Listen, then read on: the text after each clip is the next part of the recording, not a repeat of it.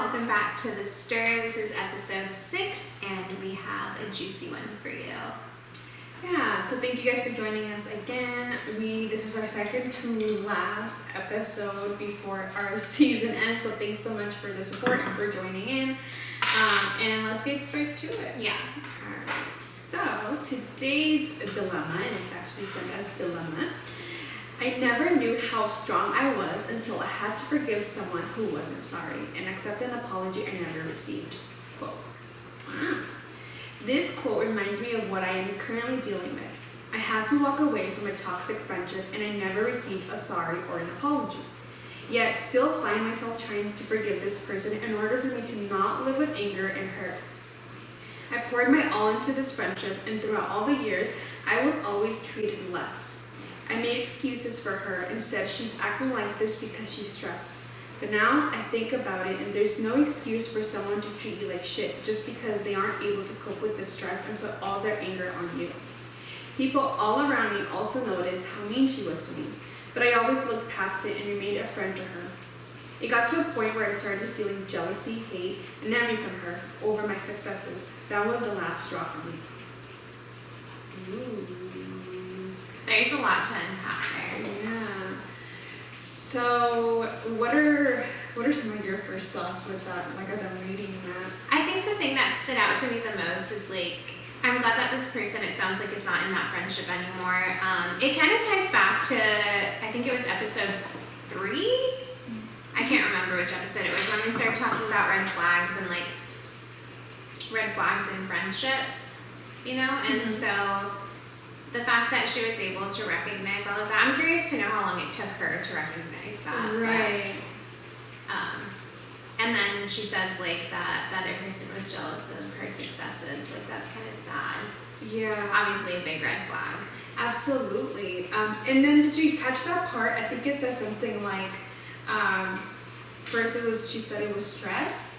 Did I read that correctly? Kind of like she was making excuses for her. Yeah, so it seems that person approached this friend. Yeah. And the excuse was, I just feel like that there's no excuses, whether it's stress, whether whatever it is. I don't think, why should, your stress, if you have family problems, if you have financial, I don't understand how someone can take all of that and say, oh, I'm sorry I was mean, it's because I'm going through this. There's no excuse to me. There's no need to be mean to somebody. I just feel don't use that as an excuse. Don't use that you're stressed. Don't use that you just were having a bad day as an excuse. And I think that's one of the things I mentioned in the last episode is that that's one of the red flags for me is when people whether it's in a friendship or a romantic relationship, when they start taking something out on you. Yeah. Right? That's a huge red flag because it's almost like you become their punching bag. Yeah, no. So. Yeah, and I'm curious, when they say jealous, again, we did talk about that because we were talking about how, and again, maybe let's take it back to, one of the best examples I can give is based on our friendship. Mm-hmm. We've been friends, I was going to say we've been together for how long? We've been friends for... Wait, do you want to tell Orlando now?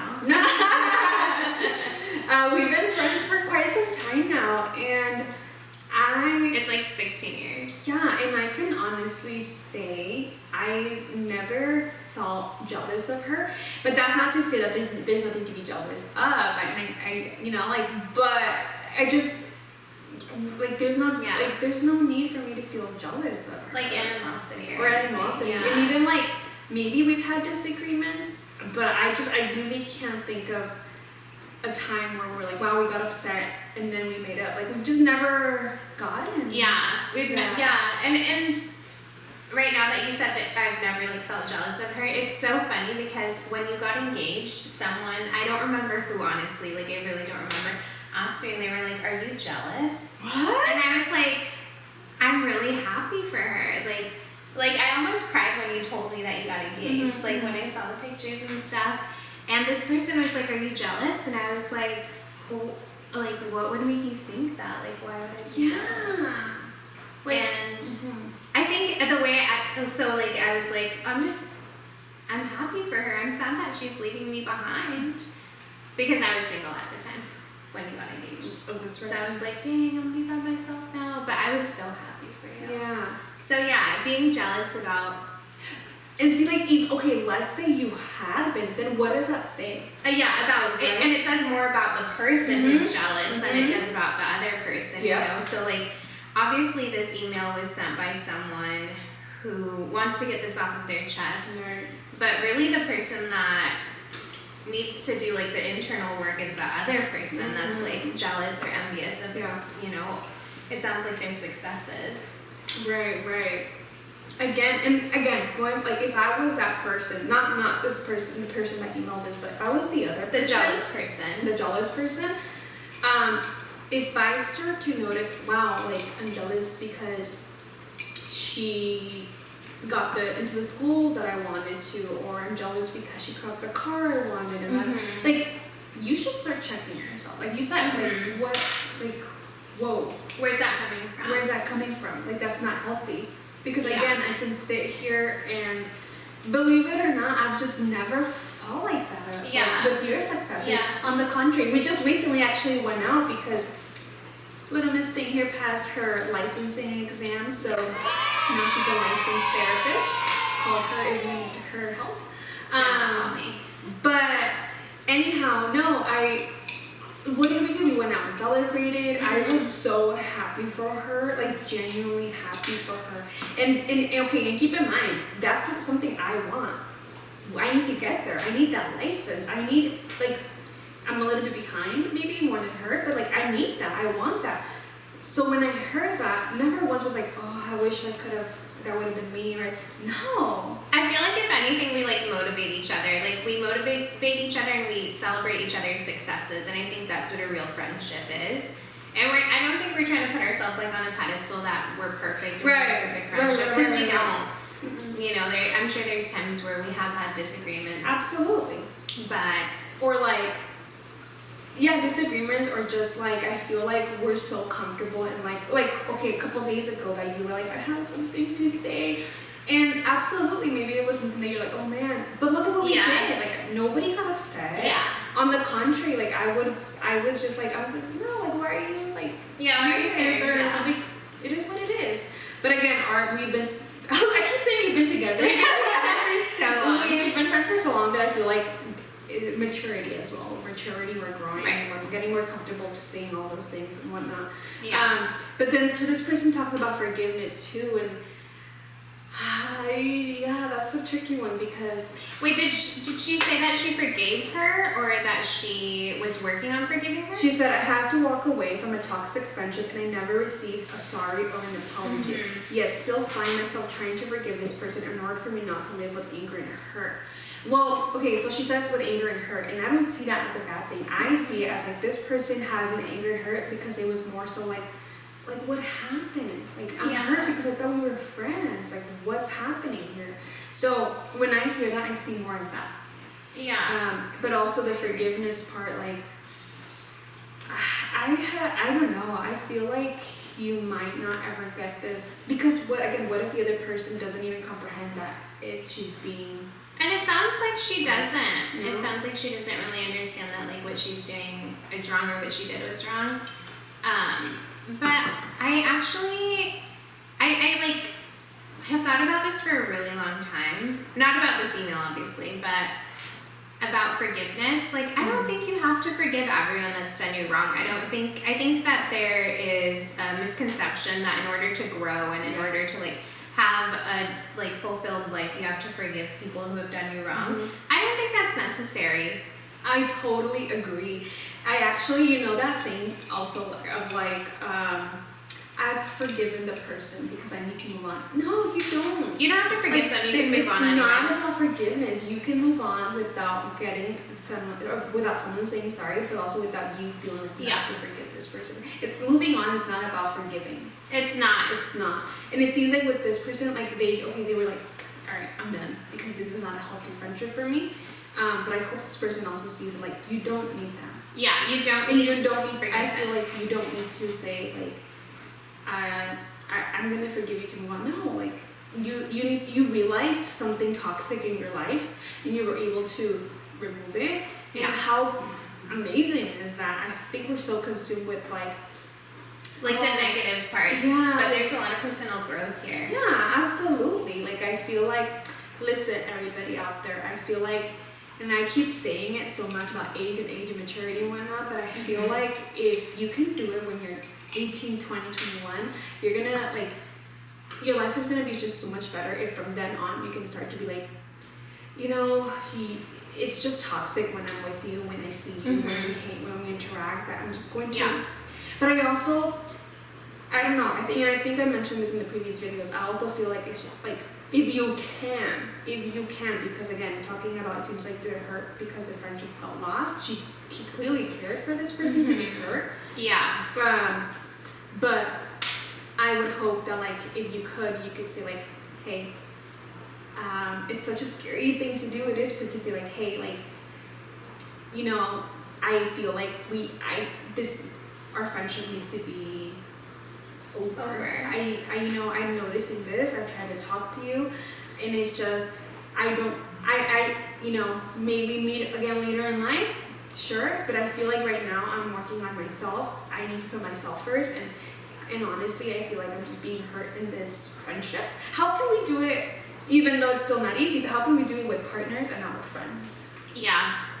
Right. And you guys know I'm like the queen of ghosting people. I say it's fine if she just stops talking to her, or if she just stopped talking to her. Like, you don't owe anybody an explanation ever. Yeah, I absolutely agree.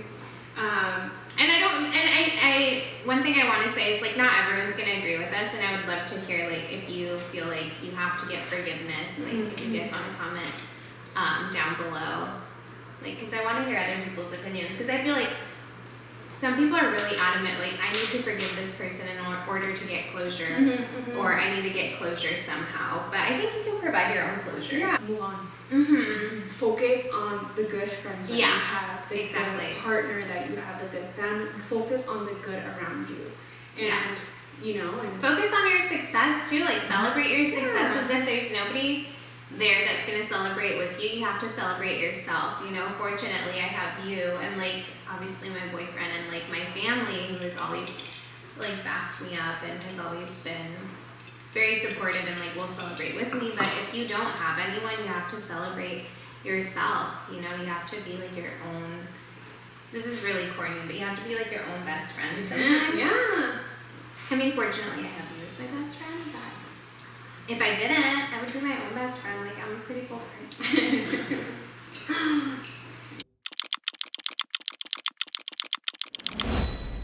Yeah, but again, I don't know if it's other person sees that they did something wrong or not. And maybe they don't. You know, it seems like they don't because they haven't apologized, I guess, or whatever. It doesn't seem like there was a good resolution to this. But I hope that, you know, like, I think the only way that that person will see it is if, like, it starts happening in other friendships. And even then they might not. Even then they might be like, those other people are the problem. The point too, at least that I was wanting to make, is you don't need forgiveness. You don't need forgiveness. You don't need to forgive somebody. You don't need to forgive somebody. Yeah. And you don't need to say, like, oh, just put forgiveness out the door. It's not about forgiveness anymore. It's about focus on the positivity around you. And your growth. And your growth. The fact that you had enough self-respect to walk away from a relationship that you really cared about. And in this case, it was a friendship, right? Yeah. But, I mean, I'm sure there's other people out there who have had enough self-respect to be able to walk away from, like, toxic relationships, friendships, maybe toxic family members. Like, that takes a lot of courage, and I think you need to celebrate, like, those small examples of, like, your personal growth. I don't know, I feel like good for you, because again, I'm just all about right now, like, and like, if you've seen our previous videos, I gotta say so much, like, do you, like, don't, life's too short, focus on being happy. So good for you that you were able to do that. As hard as it was, good for you, because now it's like I'm stuck with a little bit of, like, like, no forgiveness and this and that, but look, now you're not in those situations where you feel like your own friend is jealous of you. Like, you're out of that, and you were able to do that, so good for you. Yeah, I agree. Congratulations on getting out of, like, that toxic friendship. friendship, because that's what it sounds like. It sounds like it was a toxic friendship. And I think maybe this experience will help you be able to identify those red flags earlier on, because it seems like she was really invested in this friendship.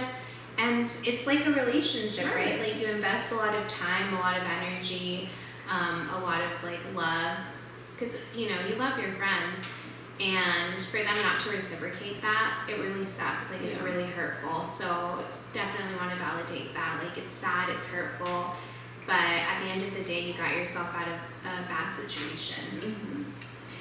Anyways, so thank you so much for that person for sending that in there, because even just talking about it or sending it in, it probably wasn't like an easy thing to do. Yeah, for sure. So thanks for sharing that with us. Yeah. But with that, guys, thanks for joining in and watching episode 6 of the Stirr. Cheers. Cheers. Fitness these drinks, and stay tuned for our last episode of the season, because it's gonna be a fun one. Yeah, I'm really nervous and excited about it, but we're gonna do something pretty spectacular. So tune in. Bye, guys. Bye.